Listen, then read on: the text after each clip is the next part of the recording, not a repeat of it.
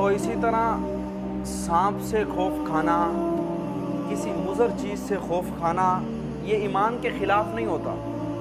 کسی کو کہے کہ آپ کے اندر ایمان ہے، آپ مومن ہیں، پھر اس چیز سے کیوں خوف کھاتے ہیں؟ کسی مضر چیز سے خوف کھانا یہ ایمان کے خلاف نہیں ہے، ایمان کی ضد نہیں ہے۔ اللہ تعالیٰ نے حضرت موسیٰ علیہ السلام کو جب فرعون کے مقابلے میں میدان میں اتارا تو اب جو جتنے بھی جادوگر ہیں ان کے پاس سانپ ہیں، اور ان کو میدان میں موسیٰ علیہ السلام کے مقابلے میں انہوں نے سانپ کو باہر نکالا، تو اللہ تعالیٰ نے حضرت موسیٰ علیہ السلام کو فرمایا کہ آپ کے ہاتھ میں کیا ہے؟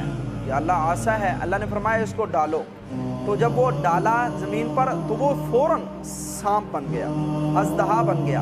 اس اژدہا نے تمام سانپ نگل گیا، تو موسیٰ علیہ السلام خوف کھانے لگے۔ اب یہ خوف کھانا ایمان کے خلاف نہیں ہے، چونکہ شر والی چیز ہے، سانپ میں اللہ نے شر رکھا ہے، تو شر والی چیز سے نقصان سے خوف کھانا یہ کوئی ایمان کے خلاف نہیں ہے۔